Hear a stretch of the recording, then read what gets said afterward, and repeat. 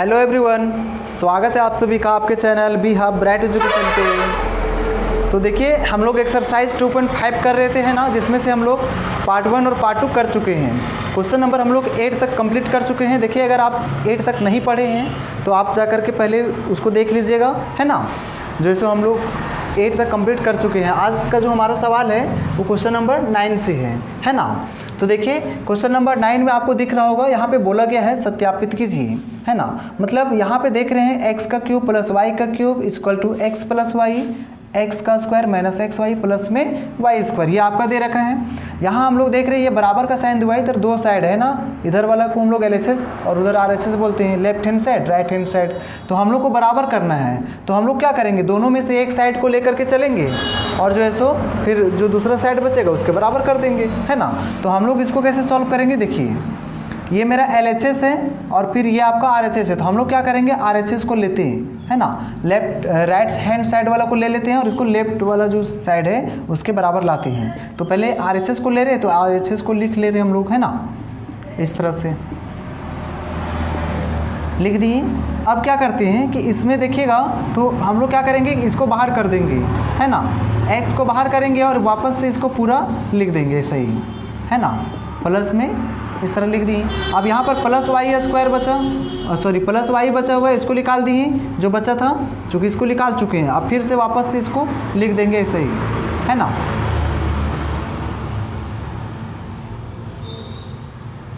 इस तरह से हम लोग वापस से इसको लिख दिए। अब क्या करेंगे, ब्रैकेट को हटाएंगे तो इसको इससे मल्टीप्लाई कीजिए।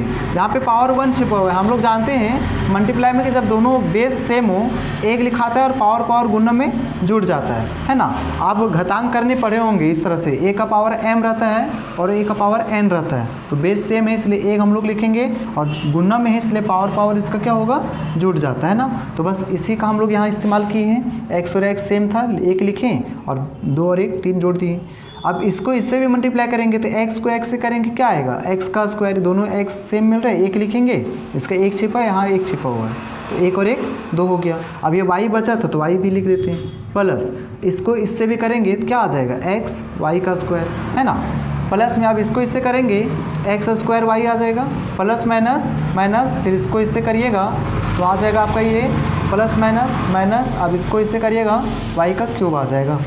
अब यहाँ पर देखेंगे तो यहाँ पर देखने से पता चल रहा है एक्स स्क्वायर वाई माइनस में है और एक्स स्क्वायर वाई प्लस में, तो ये दोनों कट जाएगा प्लस माइनस में, ये भी सेम मिल रहा है प्लस माइनस में कट जाएगा है ना। तो मेरा बच क्या गया, एक्स का क्यूब बचा है और ये बचा है माइनस वाई का क्यूब, हमेशा चिन्ह आगे रहता है ना। तो इस तरह से आप जब देख रहे हैं इसको है ना तो देखने, अच्छा यहाँ पे देखिएगा थोड़ा सा मिस्टेक हो रहा है, यहाँ पे देखिएगा फार्मूला में क्या लिखा हुआ है, प्लस लिखा हुआ है। यहाँ भी हम जब हम लोग इसको लिखे थे प्लस में था, यहाँ भी तो ये प्लस में ही है ना, तो फिर यहाँ पर बचेगा मेरा प्लस वाई का क्यूब। अब इसको देखिएगा तो आपको पता चलेगा कि ये मेरा LHS के बराबर क्या हो चुका है, आ चुका है, यही तो हमको लाना था है ना। तो इस तरह से आप क्या हो गया, ये प्रूव्ड हो गया है ना। तो आप समझ गए होंगे है ना। देखिएगा इसी तरह से एक और सत्यापित करने के लिए दिया हुआ है, तो चलिए इसको भी सेम बनाते हैं, अभी जैसे इसको बनाए थे है ना। इसमें भी क्या करेंगे, हम लोग RHS को लेंगे, तो RHS पहले लिए हैं तो लिख लेते हैं, ये मेरा RHS हुआ, इस तरह से हम लोग लिख दिए। अब हम लोग क्या करते थे, इसको बाहर करते थे शुरू वाला और बाकी इसको पूरा लिखते थे, है कि नहीं, लिख दिए। अब फिर से ये माइनस वाई है तो माइनस वाई को बाहर करते हैं और इसको फिर से लिख देते हैं है ना। अब देखिए अब हम लोग को वापस क्या करना है, ब्रैकेट हटाना है, तो चलिए ब्रैकेट हटाते हैं। एक्स को एक्स स्क्वायर से करिएगा, एक्स का क्यूब, प्लस में इसको इससे मल्टीप्लाई करिएगा एक्स स्क्वायर वाई है ना, अभी मल्टीप्लाई सिखाए थे ना, एक्स को वाई स्क्वायर से करिएगा तो एक्स वाई स्क्वायर, इसको इससे करते हैं क्या आ जाएगा, एक्स स्क्वायर वाई आ जाएगा, माइनस प्लस माइनस है ना। अब इसको इससे कर दीजिएगा तो आ जाएगा एक्स वाई का स्क्वायर और माइनस प्लस फिर से माइनस हो जाएगा है ना, और फिर वाई को वाई स्क्वायर से कीजिएगा तो वाई का क्यूब आ जाएगा। अब यहाँ पर देखने से पता चल रहा है एक्स स्क्वायर वाई प्लस में है, एक्स स्क्वायर वाई माइनस में है, प्लस माइनस में कट जाता है, एक्स वाई स्क्वायर प्लस में है, एक्स वाई स्क्वायर माइनस में कट गया, बच गया एक्स का क्यूब माइनस वाई का क्यूब। अब देखिए यही तो लाना था LHS है ना, तो इसका मतलब ये किसके बराबर आ गया है, LHS के बराबर आ गया है ना, लेफ्ट हैंड साइड तरफ जो लिखा हुआ है बाएं तरफ उसके बराबर आ गया। इस तरह से ये क्या हो गया, सत्यापित हो गया है ना। तो उम्मीद है कि आप इन सारे सवालों को आसानी से समझ लिए होंगे, है ना। तो चलिए अब हम लोग आगे बढ़ते हैं और देखते हैं सवाल नंबर 10, है ना। इसका आपका स्क्रीनशॉट ले सकते हैं। देखिए क्वेश्चन नंबर 10 पे हम लोग आ चुके हैं। देखिए क्वेश्चन नंबर 10 आपको क्या कह रहा है, बोलता है निम्न में से प्रत्येक के गुणनखंड निकालें, है ना। यहाँ पे दे रखा है आपका 27y का क्यूब प्लस में 125z का क्यूब, है ना। तो देखिए इस तरह का सवाल का कैसे गुणनखंड निकलता है पहले आप समझिए। देखिए जब यहाँ पे क्यूब दे रखा है तो हम लोग जो है सो फाइनली सोच सकते हैं कि ये किसी ना किसी नंबर का तो ज़रूर क्यूब रहा होगा और ये भी क्यूब रहा होगा। तो आप सोचिए कि किसका क्यूब हो सकता है। तो 27 जो है वो 3 का क्यूब है ना। चूँकि y लगा हुआ है तो y भी यहाँ लगाएंगे, इसको ऐसे लिख दिए, है ना। और देखिए अगर आप मैथ पढ़ रहे हैं ना तो आपको कम से कम वर्ग जो है किसी भी नंबर का वर्ग कम से कम 30 तक तो वर्ग आपको याद होना ही चाहिए, है ना। और जो है सो घन आपको याद होना चाहिए कम से कम 10 से 15 तक, है ना। तो इस तरह से क्या होगा कि आपको मैथ जो है सो आसानी से मतलब बनेगा आपसे, है ना। तो देखिए यहाँ पर अगर हम 27 जो y क्यूब लिखा हुआ है अगर इसको 3y क्यूब लिखें तो इससे कोई फर्क नहीं पड़ेगा, क्योंकि 3y का क्यूब का मतलब ही क्या है 27y का क्यूब। 3 का क्यूब मतलब 3 गुने 3 गुने 3 27 ही आएगा, है ना। और y का क्यूब मतलब अगर इसको इस तरह लिखे हैं तो कोई गलत नहीं लिखे, है ना। इसको भी लिख सकते हैं 5z का क्यूब लिख सकते हैं, है कि नहीं। तो आप सोचेंगे कि आखिर इसका मतलब भी यही है, इसका भी मतलब यही है, तो फिर ऐसा लिखना क्यों है, क्यों लिखना चाहिए इसे। तो देखिए ऐसा इसलिए लिखा गया है ताकि मेरा यहाँ से a और b का मान मिल जाए, है ना। यहाँ से देखिएगा आप a का मान आपको दिख रहा होगा, ये ब्रैकेट के अंदर लिखा हुआ है a हो गया, इसका यहाँ क्यूब है ना। ये अगर ब्रैकेट के अंदर वाला हम b सोचते हैं और इसका क्यूब देते हैं तो यहाँ पर एक मेरा फार्मूला क्रिएट होता है। आपको पता होगा a प्लस बी का होल क्यूब क्या होता है, सॉरी a का क्यूब प्लस b का क्यूब बराबर क्या होता है a प्लस b और फिर वापस होता है a का square minus A B plus में b का स्क्वायर। आपको तो फार्मूला याद हो गया होगा, है ना। इसके पहले वाले सवाल में भी हम यूज़ कर चुके हैं। अब देखिए जब मेरा ये यहाँ इस फॉर्मेट में दिया हुआ है तो चलिए अब इसको इस फॉर्मेट में बैठा देते हैं, है ना। a का मान आप देखिए क्या दे रखा है 3y प्लस b का मान आपको दिख रहा है साफ साफ 5z, है ना। अब इसमें बैठाते हैं, इसमें आप बैठाइएगा a का स्क्वायर क्या है 3y, तो 3y का क्या हो जाएगा स्क्वायर, चूँकि यहाँ a का स्क्वायर है a इंटू बी तो 3y इंटू में 5z, है कि नहीं।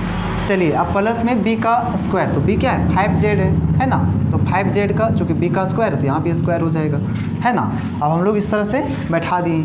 अब देखिएगा यहाँ पर जब हम लोग देखेंगे तो ब्रैकेट हटाना पड़ेगा अब हम लोग को, चलिए हटा देते हैं 3y प्लस 5z, इसको ऐसे ही छोड़ देना है ना। अब देखिए अब जब जो है सो हम लोग इसको लिखेंगे क्या हो जाएगा 3 तिहाई 9 y का स्क्वायर, है ना, माइनस 3 पचे 15 yz, है ना, और प्लस 25 z का स्क्वायर हो जाएगा।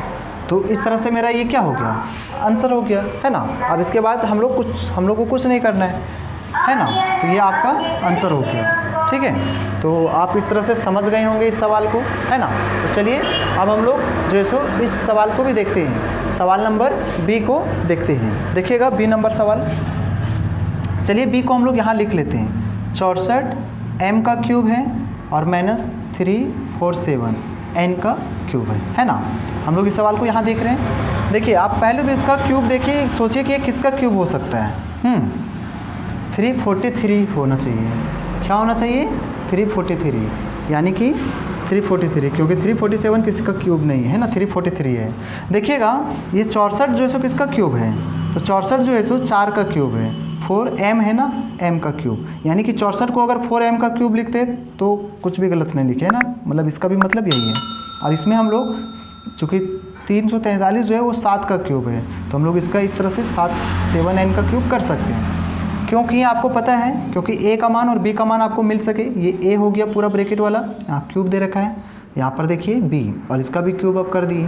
तो हम लोग को पता है a माइनस b का क्यूब क्या होता है, a माइनस b होता है कि नहीं, a माइनस b और फिर a का square plus A B minus में प्लस में होगा b का स्क्वायर, है ना। ऐसा देखिए आपको यहाँ पे जो है सो थोड़ा मालूम होना चाहिए कि जब प्लस वाला होता है मेरा तो शुरू में प्लस होता है, बाकी जब इसमें हम लोग जाते हैं इसमें शुरू में माइनस लिखते हैं, बाकी जब माइनस वाला आता है तो सिर्फ शुरू में माइनस होता है, बाकी सब जगह प्लस होता है ना। आसान है, आपको याद हो जाएगा।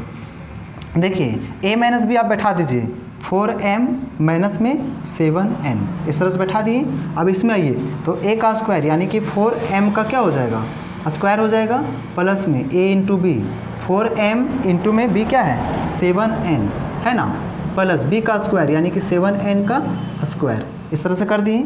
आगे बढ़ते हैं, 4m माइनस 7n, इस तरह छोड़ देंगे इसको। यहाँ पे बढ़ेंगे, 4 चौक 16, m का स्क्वायर हो जाएगा, प्लस 7 चौक क्या होता है 28 mn, प्लस में 49 n का स्क्वायर, यही मेरा क्या हो जाएगा आंसर हो जाएगा, है कि नहीं। क्योंकि अगर इसको फिर सॉल्व करेंगे तो फिर ये सही आ जाएगा, तो फिर सॉल्व नहीं करना इसको, है ना। तो इस तरह से आपको ये यहाँ तक समझ में आया होगा। तो चलिए अब हम लोग क्वेश्चन नंबर नेक्स्ट को देखते हैं, क्वेश्चन नंबर 11 को देख लेते हैं, है ना। देखिएगा क्वेश्चन नंबर 11 पे क्या बोल रखा है, देखिए बोलता है कि गुणनखंड कीजिए, है ना। 27x का क्यूब दे रखा है प्लस y का क्यूब प्लस z का क्यूब माइनस में 9xyz, है ना। यहाँ पे जब हम लोग देख रहे हैं इस सवाल को तो क्या दिख रहा है कि यहाँ पे तीनों जो है सो क्यूब में है ना। और फिर ये जो है सो इस तरह से हम लोग को एक फार्मूला जो है सो दिख रहा है, क्या दिख रहा है, तो याद कीजिए आप पढ़े थे a का क्यूब प्लस b का क्यूब प्लस c का क्यूब, है ना, माइनस 3xyz, है ना। इस तरह से हम लोग पढ़ चुके हैं, a का क्यूब प्लस b का क्यूब प्लस c का क्यूब माइनस 3xyz बराबर क्या पढ़े थे, याद कीजिए हम लोग पढ़े थे a plus b plus c, है ना, और पढ़े थे a का स्क्वायर प्लस में b का स्क्वायर प्लस c का square minus ab minus bc और माइनस ac। इस तरह से हम लोग पढ़ रखे हैं एक फार्मूला, है ना, कि जब तीनों क्यूब में रहता है इस तरह से जैसे इस फॉर्मेट में, तो हम लोग का फार्मूला क्या निकल के आता है, a plus B plus C, A का स्क्वायर प्लस बी का स्क्वायर प्लस सी का square minus A B minus B C और माइनस ए सी, है ना। तो सबसे पहले तो हम लोग क्या करेंगे, ये जो सवाल मेरे दे रखा है इस सवाल को पहले इस फॉर्मेट में पहले अच्छा से तोड़ करके लिखेंगे, और जब यहाँ से तोड़ लेंगे तब मेरा जो है सो ए बी और सी का मान मिल जाएगा। अच्छा देखिए ए बी सी वाला चल रहा है तो यहाँ पर ए बी सी कर देते हैं, है ना, ए बी सी। अगर एक्स वाई जेड लेते हैं ए बी सी की जगह तो कोई दिक्कत नहीं है, बात वही रहता है ना। तो देखिए हम लोग पहले यहाँ क्या करते हैं कि इसको जो है इस तरह से पहले तोड़ लेते हैं इस फॉर्म में, है ना। देखिए 27 को हम लोग क्या लिख सकते हैं, 27x का क्यूब है, इसको 3x का क्यूब लिख सकते हैं, एकदम लिखा जा सकता है क्योंकि इसका भी मतलब यही आएगा, है ना। y को हम लोग ऐसे लिख सकते हैं y का क्यूब, और प्लस z का क्यूब यहाँ ऐसे लिख सकते हैं, है ना, माइनस यहाँ देखिएगा यहाँ पर हम लोग का फार्मूला में 3 है इंटू a का मान आप देखिए 3x, है ना, और फिर b का मान आपको क्या दिख रहा है y, और c का मान आपको z दिख रहा है ना। तो अब ये हम इस तरह से लिख दिए, तो पहले हम लोग चेक कर लेंगे क्या मेरा ये क्वेश्चन सही क्वेश्चन के ऊपर फिट कर रहा है, मतलब बैठ रहा है क्वेश्चन के ऊपर। तो 3x का क्यूब ये आ रहा है, ये भी मिल रहा है, और यहाँ से देखिए 3 तिहाई 9, तो 9 मिल रहा है xyz, मतलब इसके जैसा मिल रहा है। मतलब कहने का मतलब ये है कि इस सवाल को हम लोग इस फार्मूला में क्रिएट कर दिए, तो जब इस फार्मूला में क्रिएट कर दिए तो इसका मतलब क्या होता है, ये होता है मेरा। तो चलिए अब हम लोग क्या करेंगे, इसके बदले ये हम लोग लिखेंगे। तो चलिए अब हम लोग इधर बैठा देते हैं आराम से, है ना। हमको ए बी और सी का मान चाहिए, ए का मान हमको यहाँ से साफ साफ पता चल गया 3x है, बी का मान आपको पता चल गया y है, और सी का मान z है, ये पता चल गया, है कि नहीं। अब आगे बढ़ते हैं, तो यहाँ पे क्या चाहिए, a का स्क्वायर, a मतलब 3x का क्या हो जाएगा स्क्वायर, प्लस में अगर बात करें b का, तो b क्या है y है, तो y का क्या हो जाएगा स्क्वायर, प्लस c क्या है z, तो z का स्क्वायर हो गया, है ना। माइनस में आ जाइए a इंटू बी, a क्या है 3x इंटू में, अब b को देखते हैं, तो b आपका देखिए क्या है y है ना, बैठा दिए, minus b into C, b y है और c क्या है z, minus a into C, a का बात करें तो 3x और फिर इंटू c का बात करें तो z, इस तरह से बैठा दिए, है ना। चलिए अब इसको आगे बढ़ते हैं, तो लिखेंगे 3x प्लस y प्लस में z, ये लिख दिए। इसमें क्या करेंगे, 3x को तोड़िए, 3 तिहाई 9x स्क्वायर आएगा, plus y square plus z का स्क्वायर माइनस 3xy आ जाएगा, है कि नहीं, माइनस में yz आ जाएगा और फिर माइनस 3xz, है ना। इस तरह से इसका क्या आ जाएगा आंसर आ जाएगा, है ना। तो इस तरह से हम लोग जो इस सवाल को कर लिए। तो इस सवाल में हम लोग को करना क्या था ये समझ में आना चाहिए। मेरा ये सवाल दे रखा था और इसका बोल रखा था गुणनखंड आप बताइए, है ना। तो गुणनखंड तो हम लोग पहले देखेंगे सवाल को, तो सोचना पहले पड़ेगा आपको कि ये आखिर किस फार्मूला पे जो है सो टूटना है इसको, है ना, किस फार्मूला पे टूट सकता है। तो हम लोग पढ़े थे सर्वसमीका में कि ये जो मेरा एक सर्वसमीका होता है, जब a प्लस बी प्लस सी और तीनों का क्यूब रहता है माइनस ए बी सी रहता है, तो इस तरह से फार्मूला निकल के आता है ना। तो इस क्वेश्चन को पहले हमको इस फॉर्मेट में पहले सेट करना पड़ेगा। जब इस फॉर्मेट में सेट हो जाएगा, यहाँ से हमको क्लियरली ए और बी और सी का मान मिल जाएगा, उसके बाद अब हम लोग आसानी से इसमें बैठा सकते हैं। तो यहाँ से मेरा मिल गया 3x, ए का मान, बी का मान, सी का मान, अब इसमें हम लोग बैठा दिए, तो इस तरह से आंसर आ गया, है ना। तो इस तरह से आप ये सवालों को समझ गए, है ना। तो देखिए, अगर आपको हमारे वीडियो अच्छा लगता है तो आप चैनल को लाइक ज़रूर करें, है ना, और हाँ, सब्सक्राइब करना ना भूलें, और अधिक से अधिक अपने दोस्तों में शेयर करें, है ना, ताकि जो सो हम लगातार आपके लिए इसी तरह का वीडियो लाते रहेंगे। चलिए ठीक है, थैंक यू सभी को। नेक्स्ट वीडियो में मिलते हैं अब हम लोग।